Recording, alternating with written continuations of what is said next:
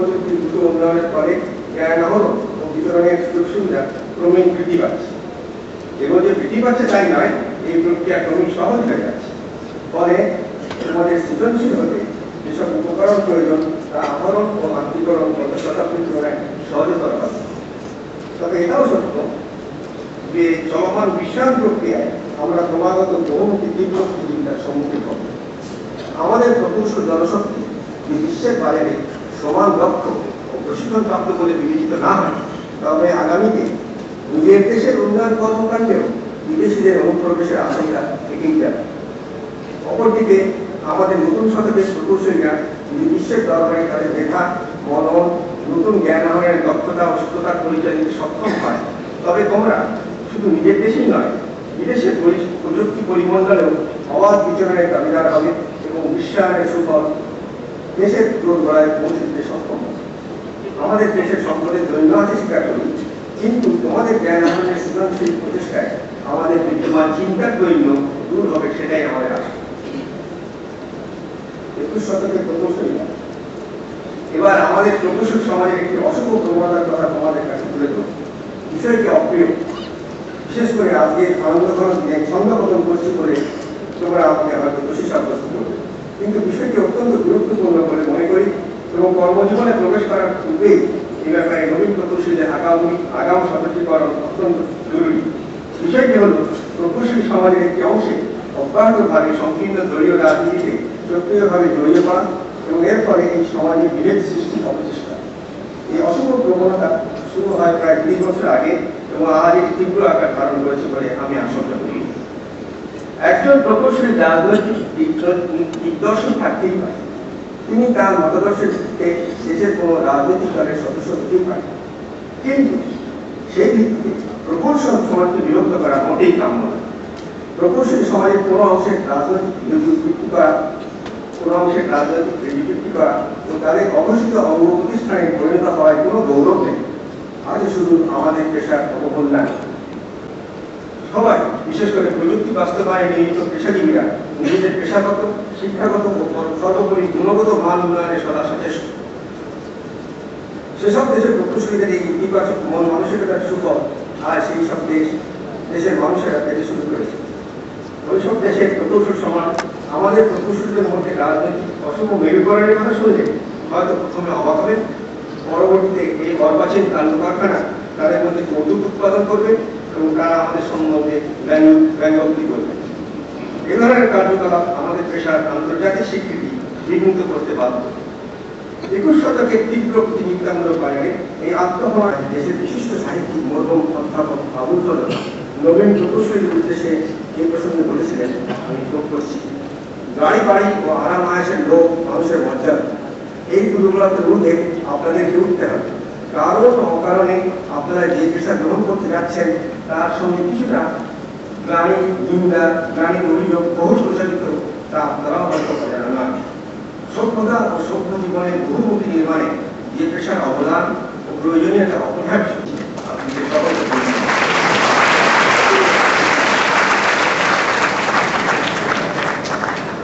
ধন্যবাদ। অধ্যাপক ডক্টর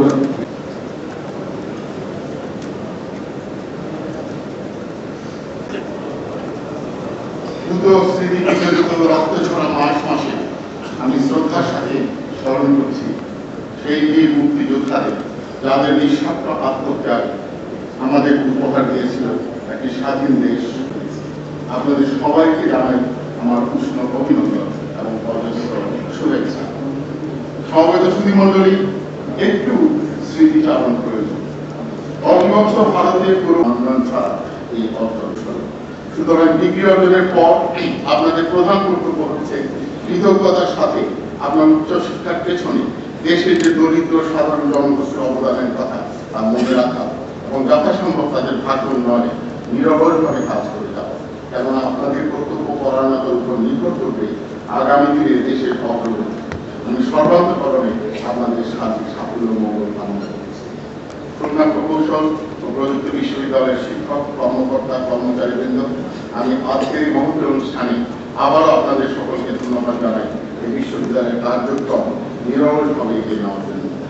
এই বিশ্ববিদ্যালয়ের যাবতীয় উন্নয়ন কর্মকাণ্ডে আমার মন্ত্রণালয়ের তরফ থেকে যতটুকু সম্ভব সহযোগিতা প্রদান করছি এবং আরো প্রদান করার আশা করছি।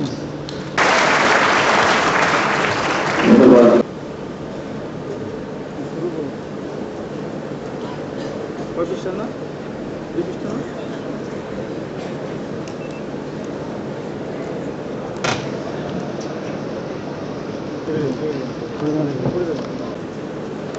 প্রিয় গ্রাজুয়েটগণ এবং উপস্থিত সুধীমণ্ডলী, আসসালামু আলাইকুম। বাংলাদেশ প্রকৌশল ও প্রযুক্তি বিশ্ববিদ্যালয়, আমি তাদেরকে জানাই আমার আন্তরিক অভিনন্দন। একই সাথে বিশ্ববিদ্যালয়ের ছাত্র, শিক্ষক, কর্মকর্তা, কর্মচারী যারা সুষ্ঠুভাবে তাদের দায়িত্ব পালনের মাধ্যমে এই সমাবর্তন অনুষ্ঠান সার্থক করেছেন, তাদের জানাই মোবারকবাদ।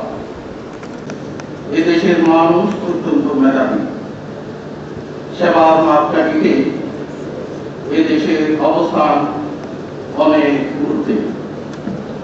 বর্তমান বিশ্ব পূর্বের তুলনায় অনেক বেশি প্রতিদ্বন্দ্বিতাপূর্ণ। বিশ্বায়নের ধারায় সমস্ত পৃথিবী একটি বৃহৎ পরিবারে পরিণত হয়েছে, যেখানে মেধাই হচ্ছে যোগ্যতার অন্যতম মাপকাঠি।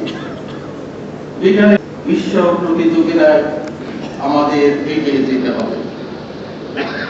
এ লক্ষ্যে খুলনা প্রকৌশল প্রযুক্তি বিশ্ববিদ্যালয় প্রতিষ্ঠিত হয়েছে।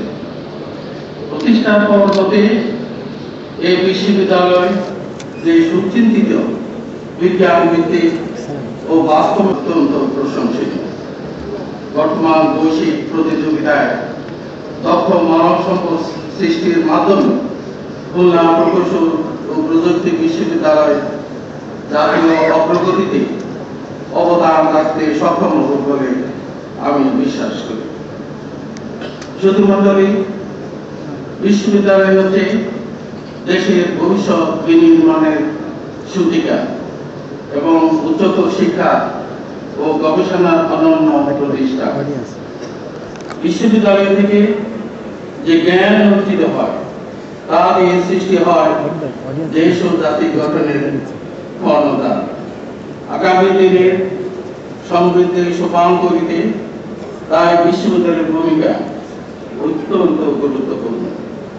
বিশ্ববিদ্যালয় সমূহকে একদিকে যেমন উচ্চশিক্ষার চাহিদা পূরণ করতে হয়, অন্যদিকে তেমনি অর্জিত জ্ঞানের সফল প্রয়োগের মাধ্যমে শিক্ষার্থীরা যাতে তাদের উপর অর্পিত দায়িত্ব প্রত্যাশিতভাবে পালন করতে শিখে তার আয়োজন ক্ষেত্র, যেখানে শিক্ষকের আন্তরিক সহচর্যে ছাত্রছাত্রীরা যেমন ধন্য হবে, তেমনি ভাবে শিক্ষার্থীদের মেধা প্রজ্ঞায় শিক্ষকও গর্বিত হবে। আমাদের পূর্বসূরীগণে তার উজ্জ্বল দৃষ্টান্ত। আমরা আজ একবিংশ শতাব্দীতে বসবাস করছি। এই শতাব্দীর নীতি হচ্ছে সার্ভাইভাল অফ দ্য ফিটেস্ট। তাই বিশ্ব প্রতিযোগিতায় টিকে থাকতে দক্ষতার বিকল্প নেই। আমাদের মেধা আছে প্রচুর মানব সম্পদ। বিজ্ঞান ও প্রযুক্তির সমন্বয়ে দেশের বিপুল জনশক্তির মেধার বিকাশ ঘটাতে পারলে আমরা দক্ষ মানব সম্পদ সৃষ্টি করতে পারব। এই জন্য দরকার উদ্যোগ, বিশ্বমানের কারিকুলাম, মেধাবী ও প্রশিক্ষিত শিক্ষক মন্ডলী, শিক্ষার উপযুক্ত পরিবেশ এবং শিক্ষার্থীদের নিরন্তর প্রচেষ্টা।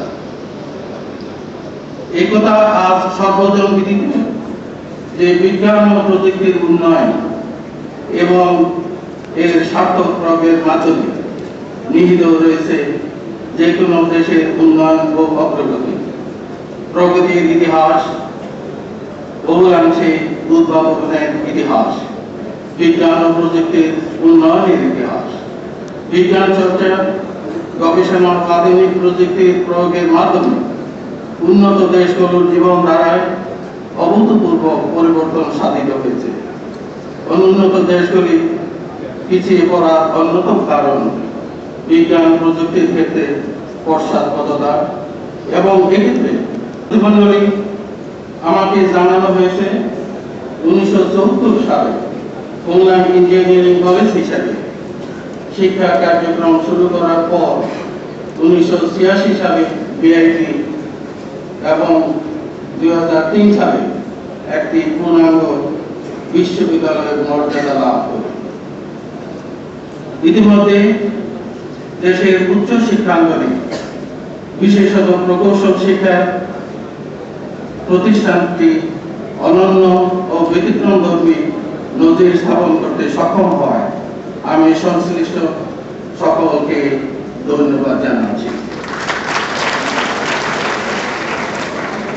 সেশন জটহীন, সন্ত্রাস ও রাজনীতিমুক্ত ক্যাম্পাসের পাশাপাশি বিশ্ববিদ্যালয়ে প্রণীত পাঠ্যক্রম, গবেষণা কার্যক্রম দেশ ও জাতির বর্তমান ও ভবিষ্যতের চাহিদার প্রতি লক্ষ্য রেখে করা হয়েছে জেনে আমি অত্যন্ত আনন্দিত হয়েছি।